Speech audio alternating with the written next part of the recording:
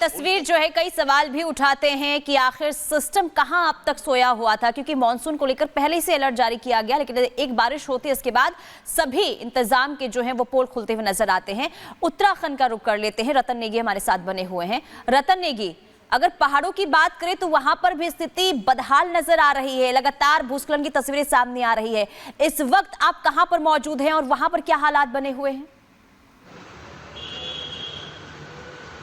देखिए, इस वक्त मैं देहरादून में मौजूद हूं और इस वक्त यहां पर धूप खिली हुई है, लेकिन मैं अब तक के घटनाक्रम की बात करूं तो पहाड़ से लेकर मैदान तक की अगर हम बात करते हैं तो अब तक 15 लोगों की मौत हो चुकी है, 5 लोग लापता यहां पर बताया जा रहे हैं। सबसे ज्यादा जो नुकसान हुआ है वो केदार घाटी के अंदर हुआ, क्योंकि वहां पर कई सड़कें जो है वो टूट चुकी है, पुल बह चुके हैं। अब भीमबली और रामबाड़ा के बीच में जो जगह भीमबली पड़ती है वहां पर कल देर रात बादल फटा था। उसके बाद से लगभग 200 जो यात्री थे उन्हें सकुशल जो है जीवन के गेस्ट हाउस में वहां पर सुरक्षित किया गया। सोनप्रयाग को कल जो वहां की पार्किंग थी उसको वहां पर खाली कराया गया। प्रशासन पहले से ही अलर्ट था। उत्तराखंड के मुख्यमंत्री पुष्कर सिंह धामी लगातार जो राज्य के आपदा प्रबंधन के अधिकारी है, मुख्य सचिव है, उनसे लगातार अपडेट ले रहे थे, स्वयं लगातार जुड़े हुए थे। अभी भी सुबह उन्होंने पूरी घटनाक्रम पर अपडेट लिया है। इसके साथ ही टिहरी जिले की अगर हम बात करते हैं वहां पर भी बादल फटा है, वहां पर भी 2 लोगों की वहां पर दुखद मौत हो गई है। तो कहने का मतलब अगर रुड़की की बात की जाए वहां पर मौत हुई है, 15 लोगों की मौत की दुखद जानकारी यहाँ अब तक हमारे पास आ रही है। 5 लोग अभी यहाँ पर लापता बताया जा रहे हैं। इसके साथ ही अगर बात की जाए तो देहरादून में भी कल देर रात तक खूब जमकर बरसात हुई। कई ऐसी कॉलोनी है क्योंकि रिस्पना अपने उफान पर थी, टोंक नदी उफान पर थी और 2 लोगों की मौत की सूचना भी यहाँ पर मिल रही है। तो अभी की बात की जाए तो देहरादून आप बता रहे हैं कि वहां पर क्या हुआ है, लेकिन जब मॉनसून होता है तो ज्यादातर लोग पहाड़ों की तरफ जाते हैं घूमने के लिए, वहां की खूबसूरती देखने के लिए, लेकिन इस समय जाना किसी खतरे से कम नहीं है क्योंकि लैंडस्लाइड हो रहा है, बादल फट रहे हैं। आप इस समय देहरादून में हैं, वहां इस समय क्या हालात हैं? देखिए, निश्चित तौर से आपने बिल्कुल सही बात कही। इस समय चारधाम यात्रा के रजिस्ट्रेशन को आज के लिए रोक दिया गया है। गढ़वाल आयुक्त ने फैसला लिया मुख्यमंत्री धामी के निर्देश पे, ऋषिकेश से चारधाम यात्रा को आज की तारीख में स्थगित कर दिया है। वहां से रजिस्ट्रेशन नहीं होंगे। जो 13 जिले के अधिकारी है वहां की स्थिति परिस्थिति को देखते हुए वो चारधाम की यात्रा को आगे बढ़ाएंगे, ये निर्देश यहाँ पर दिया गया है। और जो स्थिति है निश्चित तौर से पहाड़ की जो स्थिति है दुखदायी होती है, क्योंकि उत्तराखंड और आपदा का चोली दामन का साथ लगातार रहता है। स्थितियां लगातार बिगड़ती रहती है, पल में धूप खिलती है, पल में बादल फटना। ठीक है, और अनूप का रुख कर लेते हैं। राजेंद्र नगर बने हुए हैं जहां पर हादसा हुआ था। अनूप, राजेंद्र नगर वही इलाका जहां पर 3 छात्रों की जान चली जाती है, लेकिन अभी भी वहां से ऐसी तस्वीरें सामने आ रही है जहां जल जमाव की लगातार जो है वो स्थिति बनी हुई है। ऐसा लग रहा था कि हादसे के बाद प्रशासन जो है वो जाग उठेगा, लेकिन ऐसा हुआ नहीं है। अभी क्या हालात? बिल्कुल देखिए, मैं राजेंद्र नगर में इस वक्त मौजूद हूँ। कल रात जो 1 घंटे से ज़्यादा की बारिश हुई थी वो बहुत ख़तरनाक थी और कहा जा रहा है कि 112 मिलीमीटर से ज़्यादा बारिश हुई थी। और अमूमन ये कहा जाता है कि 1 घंटे में अगर 100 मिलीलीटर से ज़्यादा बारिश हुई तो उसे क्लाउड बर्स्ट कहा जाता है, और ऐसा ही बादल फटने की घटना की तरह इसे जोड़ा गया, लेकिन आधिकारिक घोषणा नहीं हुई। लेकिन आज सुबह राहत भरी खबर है, यहाँ पानी नहीं है। कल इस इलाके में पूरा पानी भरा हुआ था, लेकिन मेरे पीछे देखिए बड़े बड़े मोटर्स लगाए गए हैं। रात में ही यहाँ से पानी निकाला गया। पानी अभी फिलहाल तो नहीं, लेकिन निशान पानी अपने पीछे जरूर छोड़ गया है। और यही वो इलाका है जहाँ कुछ दिन पहले जो राव IAS एकेडमी है वहाँ बेसमेंट में दबकर 3 लोगों के पानी की वजह से मौत हुई थी। पानी में नीचे अंदर फंस गए थे वो उसके बाद। लेकिन अभी कहा जा रहा है कि इस IAS एकेडमी के नीचे अभी भी पानी भरा हुआ है, हालांकि इसे बैरिकेड कर दिया गया है। फिलहाल ये सबसे अच्छी बात यह है कि पूरे राजेंद्र नगर इलाके में मेन रोड पर कहीं भी बारिश नहीं है, कहीं भी बारिश का पानी टिका हुआ नहीं है। निशान जरूर है पानी के, लेकिन फिलहाल ऐसी कोई तस्वीर सामने नहीं है जहां से हम कह सके कि हाँ यहाँ पानी भरा है।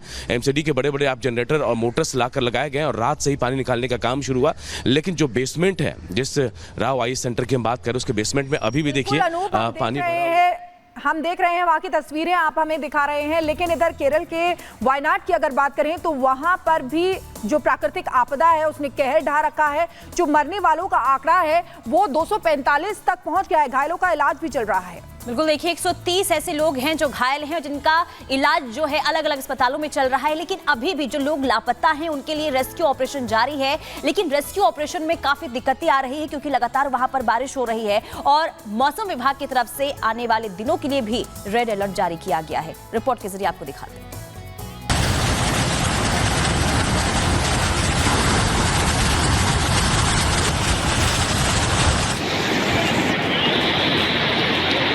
जहां घनी बस्ती हुआ करती थी वो पूरा इलाका समतल हो चुका है।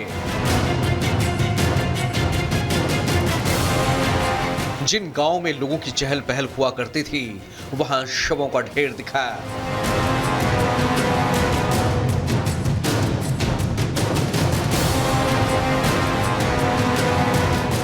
और जो गांव प्रकृति की गोद में बसे थे, वहां सन्नाटा छा गया।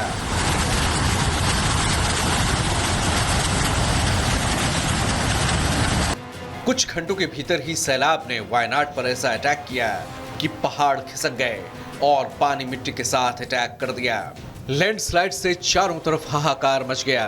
मलबे के साथ पानी की रफ्तार इतनी तेज थी कि उसके सामने जो भी आया वो उसे अपने साथ बहा कर लेकर चली गई।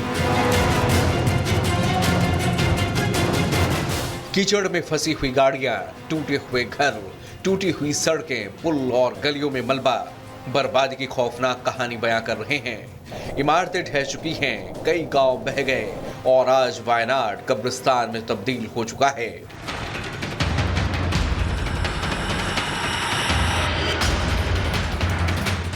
इन हालात में रेस्क्यू ऑपरेशन तेज किया गया है।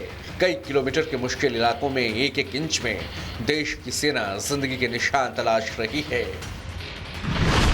बावजूद इसके अब तक 240 से ज्यादा लोगों की मौत हो चुकी है। 100 से ज्यादा अस्पताल में भर्ती हैं। रेस्क्यू किए गए लोगों को शरणार्थी कैंप में रखा गया है और जो लापता हैं उनकी संख्या सैकड़ों में है। वायनाड में अभी भी मौसम खराब है, लेकिन रेस्क्यू ऑपरेशन जारी है। लोगों को बचाने के लिए एयरफोर्स, एनडीआरएफ, एसडीआरएफ, पुलिस और डॉग स्क्वाड की टीमें मुश्किल हालात में वहां डटी हैं। नेवी की मेडिकल टीम भी वहां मौजूद है। लगातार हो रही बारिश से कई दिक्कतें भी आ रही हैं।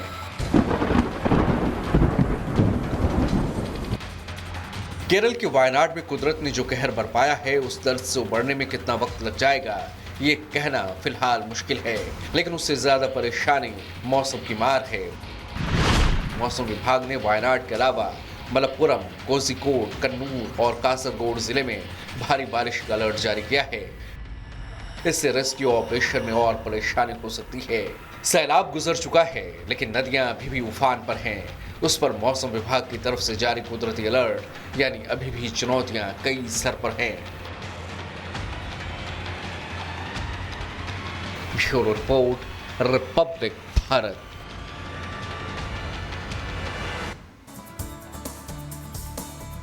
तो वायनाड में देखिए मौसम का ऐसा रूप देखने को मिला कि एक नहीं, दो नहीं, बल्कि चार गांव जो हैं वो सैलाब में बह गए हैं। कई लोग लापता हैं जिनका अब तक कुछ पता नहीं चल पा रहा है, जबकि 200 से ज्यादा लोग जो हैं उनकी जान चली गई है। लेकिन सवाल ये कि केरल में आखिर कैसे सैलाब आया है, जरा ये जान लेते हैं। देखिए वेतरी में 28 सेंटीमीटर बारिश हुई और समझ सकते हैं वहां पर इसके बाद क्या स्थिति बनी होगी। मननटोडी में 20 सेंटीमीटर बारिश हुई और उसके बाद हालात जो है वहां पर भी लगातार बिगड़ते चले गए। इसके अलावा बात करें करापुझा में, तो यहाँ पर 14 सेंटीमीटर बारिश हुई। और अब बात कर लेते हैं केरल में डेंजर जोन जो है आखिर क्यों है। 2019 की बात करें तो 8 जिलों में 80 भूस्खलन की घटनाएं उस वक्त भी सामने आई।